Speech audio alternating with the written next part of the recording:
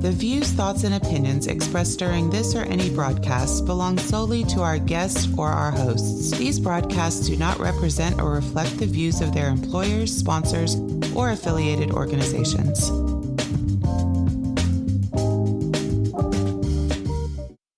Welcome to the Flipboard EDU podcast with your host, William Jeffrey, where we collaborate, communicate, and educate with the greatest educators in the world on Flipboard. Let's start the show.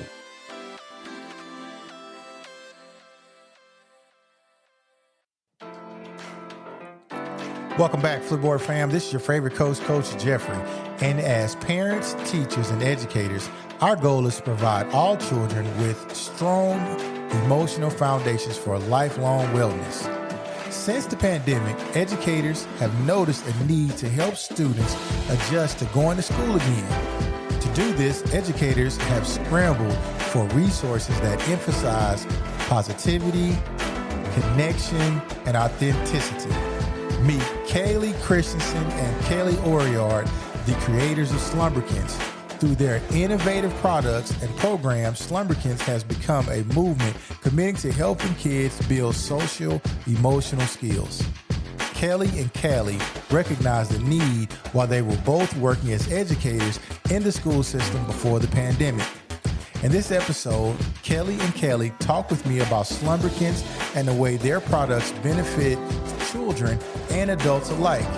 We also discuss how these former educators are continuing to serve their communities with teachers and parents, developing emotional intelligence skills such as empathy, problem solving, communication, collaboration, resilience, and pride. So like we always do at this time, let's collaborate, communicate, and educate with the best educators in the world right here on Flipboard EDU Podcast.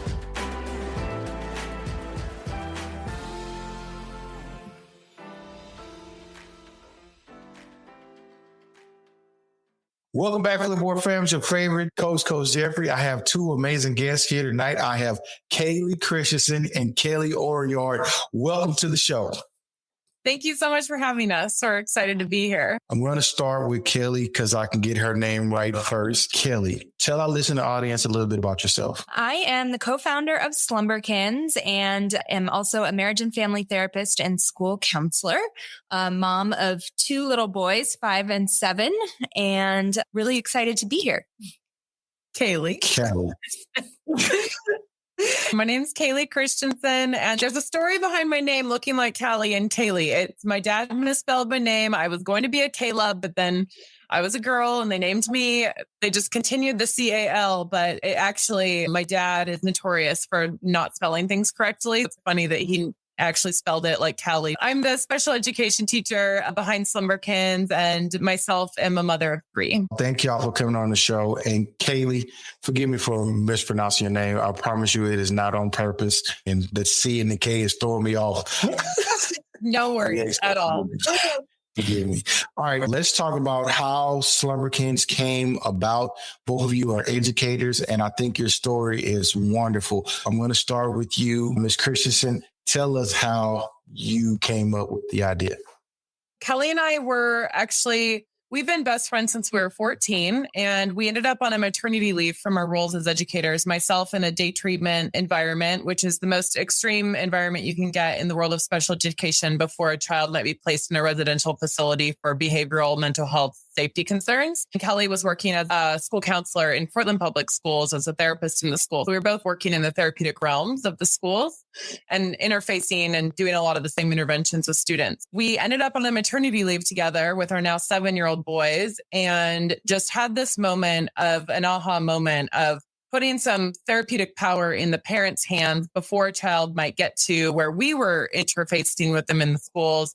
And that came out in the form of books and our characters through like narrative therapy and social stories. Callie happens to be a therapist that can write. She authored our early stories and actually still oversees all of our publishing. But as a teacher and a counselor, we did not know how to start a business at all. So in the early days, we ended up teaching ourselves to sew and pairing the hand-sewn creatures with our books that were at the time just poems on cardstock and selling them at different local craft fairs around the Pacific Northwest.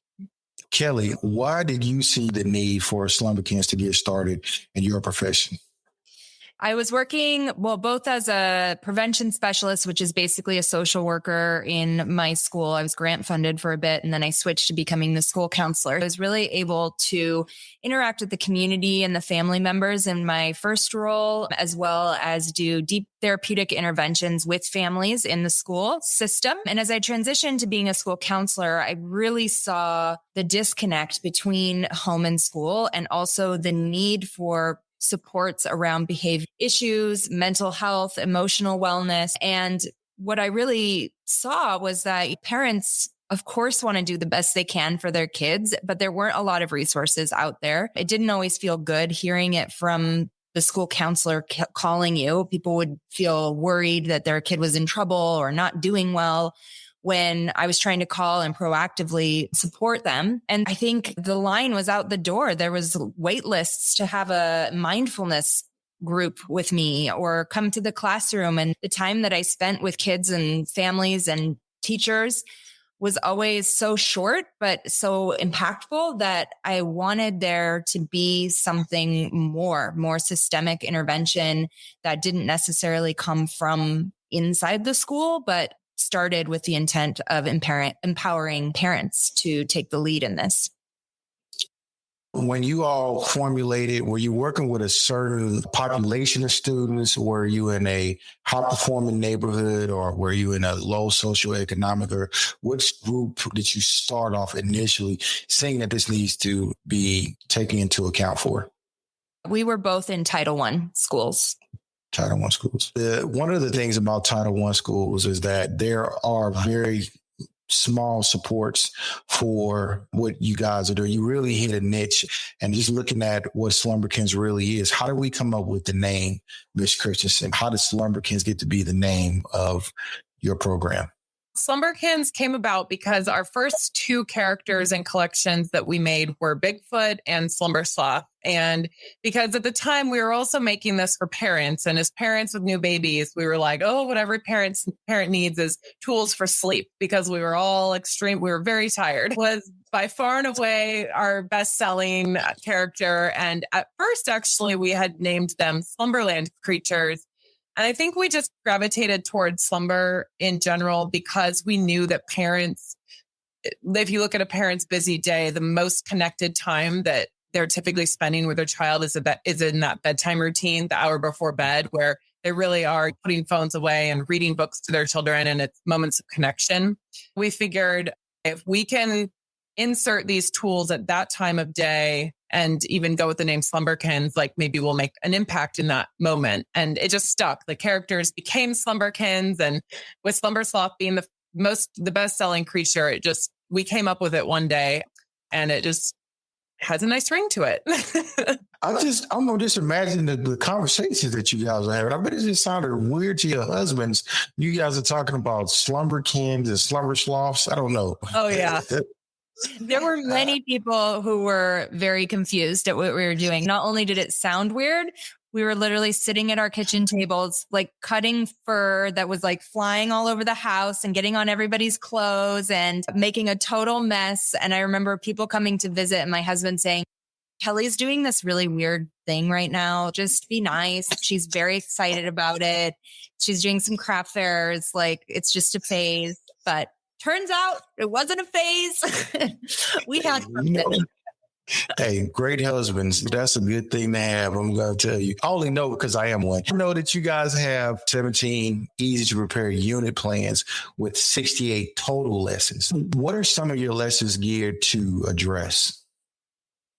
But each kind of encompass, or they're each programmed around each of our character collections. For example, our Bigfoot character teaches about self-esteem and gives parents the tools to build that in their child in the home environment. The school curriculum is standard aligned, and it extends the learning over the building blocks of where a teacher can interface and teach similar lessons. And what's the coolest thing about, I think, the program that we have is that it's so interconnected between home and school. All of the curriculum resources have homeschool connection letters that are like pre-written for teachers to be able to just send home, and then parents can follow a QR code and extend the learning at home. It very much is a connected program. which we know as educators is a big hurdle where as a teacher, you just want to engage the parents. We built it like that. It's fun to build curriculum through the lens of what we wanted to have. But we have the Bigfoot curriculum that teaches self-esteem. We have a Yeti that teaches mindfulness, a unicorn that teaches authenticity, a honey bear that teaches gratitude. Each of these unit plans goes deeper into those skills and allows a teacher to reinforce these important skills in the classroom. I know that you guys are also targeting exclusive early access for teachers. As teachers, we wanted to go directly to other teachers as quickly as possible. And like Callie said, we developed it with ease in mind, making it as turnkey as possible and easy to use as possible, because we know how little time teachers actually have during the day and how swamped they are. We wanted to make everything about this super easy. We have a free trial that's open to them where teachers get free access to try these out. We also always are giving discount to teachers when they buy for themselves, as long as they can prove that they're a teacher. There's a lot of perks within the Slumberkins world to bring teachers in. And we really value teacher feedback as well, because coming from the schools, it's our vision to really connect home and school. And we know that teachers are really doing so much in the schools, and we want them to be a part of the brand as well. And that's good. We're going to link that into our show notes at the end. Callie, I got it right this hour? Yeah. Got it right? Good. All right, Callie, I want to talk to you about the content as far as coming back from the pandemic. A lot of teachers are recognizing that there's a lot of stress within students. Are you still in the classroom at all? Or have you guys, do you know of any teachers who are benefiting from seeing this program working? We're full-time Slumberkins now, but we do have a cohort of teachers that have been piloting the curriculum that we work very close with on getting feedback and understanding how it's being used. And I think what we continue to hear from them is the intent of engaging the parent in the learning is working. And that's the most exciting thing. And that it really engages the students in the classrooms. And I think that's something about Slumberkins in general. The creatures disarm and engage kids or students in the environment. And then the vitamins and the lessons really come in the content, whether that's in the books or we actually have a YouTube channel that's packed full of great educator content that's also housed in the curriculum hub. That's a part of the free trial. But teachers continue to tell us that the content just continues to engage the kids more than anything else that they've used before. And I think it's because coming out of COVID, in a lot of ways, we're still in it, but we've just been living in a crisis for 2 to 3 years now. And it's crisis among crisis. And everyone is exhausted and overwhelmed and just need these moments where the social emotional well-being of children is put first. We know that actually schools are asking a lot of teachers to teach social emotional skills and make time for it in the classroom, but then not providing resources. That was another reason why we're like, we need to get these out like ASAP, because teachers are overwhelmed themselves. They don't have time to make curriculum. You are 100% correct. I also like to take this time to plug the fact that I'm a high school principal, and I really see the benefit of tools or curriculums that are already established for teachers to engage with. And Callie, you said that your husband is a high school Spanish teacher as well. Does he use this in his class at all? Actually, he does. We're translating our books into Spanish, and he teaches like full immersion and teaches the kids where they don't have desks and they stand up and interact. So he can actually teach lessons like they're in kindergarten because they're in a new language. So he totally loves to use these lessons. I think kids will respond to it as long as they can. There is also some good news at levels. You said that you have a YouTube channel and you also have a series that is coming out on Apple TV. How did that happen? I guess I'll jump into that. It has just been a totally crazy ride to get to this point that we have the Apple TV Plus show coming out. Callie and I were in the classrooms not that long ago working in the schools, and this was a side hustle. And we went to a conference and ended up meeting the president of television for the Jim Henson Company, ended up connecting with her just on a personal level. She had a child that was experiencing anxiety. We were talking about the tools that we made, and we had actually just went on Shark Tank right before we met her. And with the awareness we got, we were able to invest a little bit of money into making our own stuff on YouTube. And we had built our own puppet. And we were just like a little bit nuts in the things that we had big dreams of what we wanted to do. So we made our own puppet and we're like going to do our own TV show on YouTube. And she just thought that was so great and said, hey, why don't we partner together and let's do this? It's been years in the making, but what I will say is we're so happy to be on Apple TV Plus. They are so concerned and supportive of educational content, really pushing the boundaries of what's next for kids' education, especially in the preschool space. And we were really lucky to have Dr. Dan Siegel be a part of supporting on the curriculum side of the scripts and infusing everything that we tried to put into the products into this show that really is different than anything else out there. We're so excited that it's finally going to be available here on November 4th. Callie, I want to go back to you. I want to ask you about leaving the classroom. I know that you and Callie were friends for years. Another thing that's happened post-pandemic, if we're talking about students with social emotional problems, we also know that teachers are also getting out of the classroom. Taking that step when you realize that you're not going to sign a contract for the next year. Talk us through that process. Like, how was that for you? It was really, quite honestly, I really missed the students and working with them on the day to day and the families that I worked with. Because a lot of my caseload was, I had them for like 4 years, all through their high school career. Actually, I was in the high school side of day treatment. And with leaving the classroom, I can also attest that like even pre-pandemic in a day treatment environment, I completely experienced like teacher burnout because it's such an intense environment. So I think teacher self-care is something that probably isn't talked about enough and actually put into practice in schools at the district and building levels too for teachers. We have lots of friends that are still in the classroom that just continue to say that it's like nothing ever happened now that they're back and they're still being held to the same set of achievement standards while there's this enormous learning gap and it just feels so overwhelming. And there's really not a lot that we can do about that until things start to change at a larger level. But what teachers can do is start to really tune into where they are in their emotional well-being and start to take little steps in self-care to protect themselves and put boundaries in place for their own well-being. I know Kelly's kind of an expert on this as a therapist, but I would just say that leaving the classroom is a really hard decision. We luckily had the safety net to jump into Slumberkins. I don't know that a lot of people would say a startup is a safety net. It's definitely not a safety net. It was a big risk. I would say it definitely was a big risk with no health insurance for a minute. So it was not a safety. It was also a really big dream. It was something that we just couldn't say no to. We actually ended up leaving our worlds in the world of education when we had the chance to go on Shark Tank. And we were like, this is a moment where if we have a moment that we need to be all in at, this is it. We have to see it. We can always go back to the classroom if we need to. This is the moment. I totally agree with that. And although education is a calling, and I'm not saying that everybody should leave, but some people don't belong in the classroom anymore. I personally feel, as my own personal opinion, is that when it's time to go, it's time to go. And that's just my opinion. Callie, when you left the classroom, did you have any hesitation she already answered the question, but it's your side of it. I loved what I was doing, but I really feel like I'm doing the same things that I was doing just on a larger scale at Slumberkins.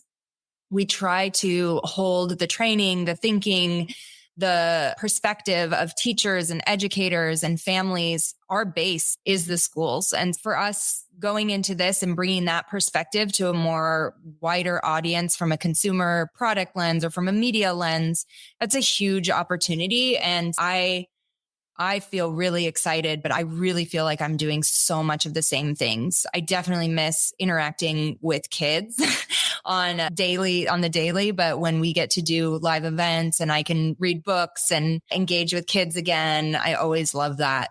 But I understand why many people are leaving the profession. And I agree with you about, for some people, it's not the right thing anymore. But man, it is a rough profession that doesn't get enough accolades from the greater society here, because it is a very difficult job and makes a huge impact on the next generation. You guys are based in America, I'm assuming. Have you branched out, or is it a worldwide thing yet, or is this just an American thing? When the show debuts on Apple TV Plus in November, that will be our first kind of major step into a global brand. Like, the show will appear in over 100 countries and be translated in over 20 languages, which we're so excited about because it just creates more accessible content to so many more people. That being said, the brand that we've built, it is worldwide. We ship worldwide all the time, but I would just say most of our consumers are in the US and most of our educators are in the US. We have some in Australia and Canada as far as an education standpoint right now, but I would say we have big plans to expand globally, but we're still taking those small steps to get there. So right behind you, I keep noticing that there are stuffed animals. Are they stuffed animals or are they puppets? They're stuffed animals. Okay, this is a favorite of school, is our Hammerhead Shark, which has a whole curriculum on conflict resolution and repair. And I would say, as a special ed teacher and a school counselor, our students were the hammerheads, the ones that were labeled the bad kids, the ones that would have too big of a reaction to someone else was poking at them. Our hammerhead mascot, everyone loves, and gives kind of teachers a fun tool to engage kids with, and then gives kids the script on what to say when you mess up, and understanding that the feelings of anger and mad aren't bad. They're just feelings, and there's messages there underneath those feelings. And what do we need to talk about to understand them? Yeah, no, they're really fun. This is where it gets really fun to create these things. This is Dragon, that promotes creativity, which we have a whole unit plan around creativity with really cool art projects involved that are embedded within the curriculum. It is really fun to be able to create these things. Even though we aren't working with students directly ourselves, it's really fun to infuse our backgrounds as educators into these kinds of creatures and lessons. That's pretty cool. How many books do you have written for those? I believe each character has 2 books that are really focused on like parents. And then there is an education book that's larger for the classroom size. And at the end of every book, I wish I had one here. I'm like, at the end of every book is actually a lesson plan that's built in so that a teacher could actually just make that a sub plan. And there's like a back page that you could take to the copy machine that is the worksheet and activity like after the story. The books are built for ease of use, and the lessons are really plug and play and scripted. So that's another thing. As teachers and counselors, a lot of times I had paraeducator teaching lessons in small groups for me. There's multiple small groups. Having something that you can plug and play and even have parent volunteer come in and teach these lessons with kids. That was really important to us, that a teacher didn't have to read a textbook or a guidebook in order to implement. You can just print and plug and play. You know what? It seems like you ladies know what y'all talking about. I'm going to go ahead and tell you, you hit the nail on the head. And I think true educators, I don't really watch Shark Tank. Well, I don't know if y'all got funded or not, but I'm telling y'all, if I saw y'all on Shark Tank, I'd be like, yeah, they need to sign them up because they know exactly what to do. We're just making things. We're solving our own problems. That's the thing. Like, we weren't 2 teachers that had a great business plan to go start a business because, you know what? We did not even get an offer on Shark Tank because we couldn't even articulate what our vision was that greatly. And even when we went to go sell at local craft fairs, like, rarely does anybody start a business like that. Had we had the business backgrounds and the resources, we probably would have started out publishing a book and then developing these characters. But no, it was a complete part of the journey is just, I think, the tenacity and scrappiness that comes from being an educator where you just don't have resources. You just make it happen. You make it happen. And I could just sit here. I think teachers get you. I think by what you were saying, anybody who knows education, who cares about kids and knows the niche that you're trying to fill, you guys have filled that cup all the way up. I want to say, first of all, if you hadn't heard from an educator and administration, I want to tell you thank you for what you've done, because I think you are inspiring to both fill in the gap for parents and students. And then you also wrap around and are beacon to those those teachers who have a gift inside of them, who need to get it out, but don't know what to do. And I think that you ladies have provided a very good avenue for those teachers to do that, because even though some people might not want to be in education, they still can support education. And the good thing about you both is that you have the passion for both. Like, you still are educating and you still are providing a niche in education. I appreciate that. Oh, thank you. It feels good to be seen by people who get both sides of it. And we don't have to explain so much like the way we're thinking. And that's always why we love talking to other educators and admin, because it's just the way that we all think in the schools, right? When you're coming together and how you're going to wrap around kids and make the biggest impact. Because ultimately, the whole purpose that you're doing it for children. That's the purpose of what you're trying to fit. I appreciate that. I want to start off with and this question is going to be for Kelly, where can our listening audience find you at? Did you say Kelly or Kelly? Oh. Did I say Kelly? I'm sorry. I'm sorry. So, but I can answer. We usually hang out on Instagram at Slumberkins. We have an Instagram specific for educate called Slumberkins Educators. And then we have a couple Facebook group communities. One is called the Slumberkins Social. That's more of our parent community, but there's lots of educators in there. And then we also had the Slumberkins for Educators Facebook group too, where teachers are sharing tips that use the curriculum and are in the content hub and showing student results and giving us a lot of feedback. It's fun for us to engage with those. I wish you all the best. And as an educator, if I want to purchase any of the books or the stuffed animals, where can I purchase those at? Slumberkins.com. And there is a tab for educators specifically right at the top. And you'll want to sign up for the educator membership, because that's where you'll get a code that will be 20% off site-wide. But the curriculum hub and free trial is just free. That can be immediately. Great. And there's currently you guys are still running on that one, right? You're not going to close it down in 2 weeks? Nope. That one will be around for a while. We want everyone to be able to experience what we think is amazing socially emotional content that's housed in the curriculum hub. I am probably going to set my Apple TV to check out Slumberkins, and I'm going to tweet it. Watch. I'm telling you right now, I'm going to tweet it and watch it. I'm going to make my son, he's in the 6th grade. I'm going to make him watch it too. See if we can get down to those deep, like, childhood feelings from watching the preschool show. And like, our hope is we bring a little tear to parents' eyes as they learn the lessons that they maybe got passed by when they were kids. It's shameful, but I still watch Yo Gabba Gabba with my kids. So the back to school episode. That's awesome. I feel like you might like the Slumberkins show. I think so too. Hey, especially good music. There's amazing music. It'll be live on Apple TV Plus on November 4th. Are you looking for a podcast about education? Flipboard EDU Podcast is a great podcast that focuses on digital, remote, and future learning. We will explore how to use Flipboard in education and how it can enhance instruction. You'll hear from teachers, students, and experts who are using this amazing tool in their classrooms. It's not just an educational resource, but also a community of people who want to share ideas with one another. Hey, join our community today. Share your stories, ask questions, or even submit content for us to feature on the show. We want everyone involved in this conversation so we all can learn together as we move into the future of education. This is your favorite coach, Coach Jeffrey, and I look forward to you becoming a part of the Flipboard family. Click here now to follow our podcast. Until next time, family.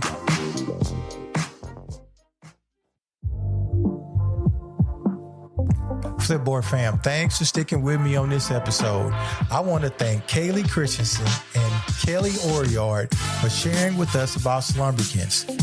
I also want to give a shout out to Crystal Vanderboom and Aileen Laylor for their edits on the Flipboard Educators blog.